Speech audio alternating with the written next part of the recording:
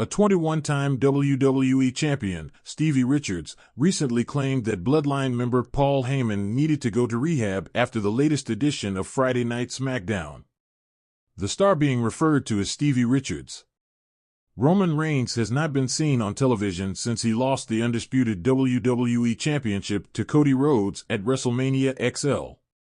Meanwhile, Solo Sikoa has taken over the Bloodline and has added 2 new members, Tama Tonga and Tangaloa, to the fearsome faction. On this week's episode of The Blue Brand, Paul Heyman surprised everyone by saying that Sikoa was now the head of the table amid the tribal chief's absence. During a recent edition of Vince Russo's The Brand podcast, Russo discussed Paul Heyman's appearance on this week's SmackDown with wrestling veteran Ben Heyman and 21-time WWE Hardcore champion Stevie Richards. Richards mentioned that he was surprised that the Stamford-based promotion was not sending the Wiseman to rehab for being overweight. With Paul Heyman, I'm surprised that WWE is not sending him to Duke University like they did for Yokozuna. This guy needs to go to rehab for being overweight, and that's our constructive criticism. We're not making fun of whatever, but you are on TV and you are open to that type of criticism. The former Hardcore champion claimed that fans hold Heyman in high regard because of the stuff he did in ECW. You're lucky that the wrestling fans hold you in a high regard from the stuff you did 20 to 30 years ago. That's what they still hold on to, but if you want Paul Heyman out like you talked about the NXT people, you walk Paul Heyman out as a nobody. I don't care how great his promo is, they're gonna say, put a top hat on him and make him a mayor of Gotham, he added. From 356 to 452. Paul Heyman claimed Roman Reigns took the Bloodline's dynasty to a whole new level in WWE. Paul Heyman recently took to X, formerly Twitter, to share footage from Roman Reigns' A&E biography documentary in which the Wiseman can be heard praising the tribal chief, saying that he took the Bloodline's dynasty to a whole new level in WWE that no other family can touch. I think it's very fair to say that Roman Reigns is the most cinematic portrayal of what a champion is in the history of sports entertainment. If Roman Reigns decided that today it's over, his legacy would be that he took the greatest family dynasty in the history of WWE and evolved it to a level that no one could ever have imagined, and I dare say that no other family will ever touch, Paul Heyman said. It will be interesting to see how Roman Reigns would react to the new Bloodline after his impending return to the Stamford-based promotion.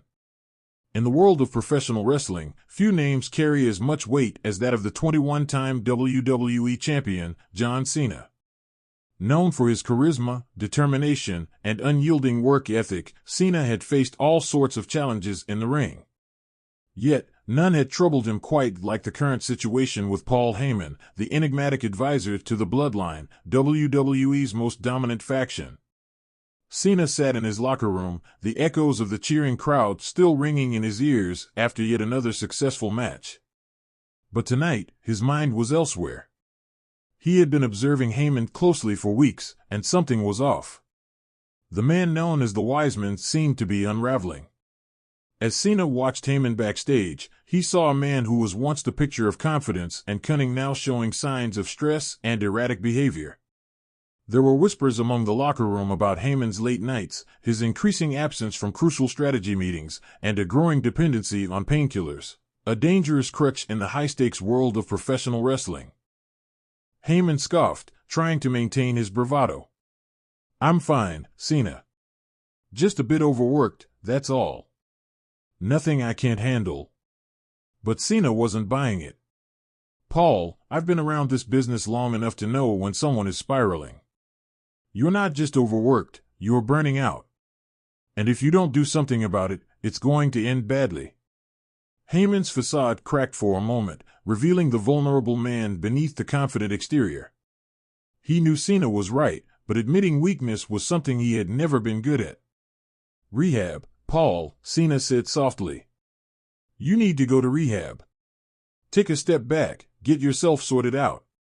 The Bloodline will be fine without you for a while. They need you healthy, and more importantly, you need to be healthy for yourself." The words hung in the air, heavy with truth. Heyman looked down, his hands trembling slightly. He had always prided himself on being the mastermind, the one who held everything together. The thought of stepping away, even temporarily, was terrifying. "I don't know if I can," Heyman admitted, his voice barely above a whisper. "I've been doing this for so long, I don't know who I am without it." Cena placed a reassuring hand on Heyman's shoulder. "You're Paul Heyman, one of the greatest minds this business has ever seen. But you can't keep going like this. It's okay to take a break. It's okay to ask for help." Heyman nodded slowly, the weight of Cena's words sinking in. For the first time in a long while, he allowed himself to consider the possibility that he didn't have to do it all alone.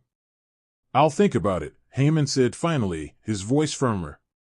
"But if I do this, I need to know the bloodline will be looked after." Cena smiled. "They've got Roman, they've got each other, and they've got the entire WWE universe backing them. They'll be fine. And when you're ready, you'll come back stronger than ever." With that, Cena left Heyman to his thoughts, hoping that the seeds of change had been planted. As he walked away, he couldn't help but reflect on the fragile balance between greatness and self-destruction in the world of professional wrestling. He had seen too many friends and colleagues fall prey to their demons, and he was determined not to let Heyman join their ranks. Back in the locker room, Cena gathered the bloodline for a private meeting. Roman Reigns, the Usos, and Solo Sikoa listened intently as Cena explained the situation. There was concern and uncertainty in their eyes, but also a steely resolve. "Paul needs our support," Cena said. "He's going through a tough time, and he needs to step away and get the help he needs. We need to show him that we have his back, no matter what." Roman Reigns, the tribal chief, nodded. "Heyman has been like a father to me. If he needs time, he gets time. We'll hold it down until he's ready to come back." The Usos and Solo echoed their agreement, their loyalty to Heyman unwavering. They knew that the bloodline was more than just a faction, it was a family. And families stood by each other, through thick and thin. In the days that followed, Heyman took the difficult but necessary step of entering rehab. The news sent shockwaves through the WWE universe, but the outpouring of support was overwhelming. Fans, wrestlers, and officials alike rallied behind Heyman, sending messages of encouragement and strength. As the bloodline continued their dominance in the ring, Cena kept a close watch, ready to step in and offer guidance whenever needed. The absence of Heyman was felt, but his spirit remained a guiding force for the faction. Months passed, and slowly but surely, Heyman began to recover. The rehab process was grueling.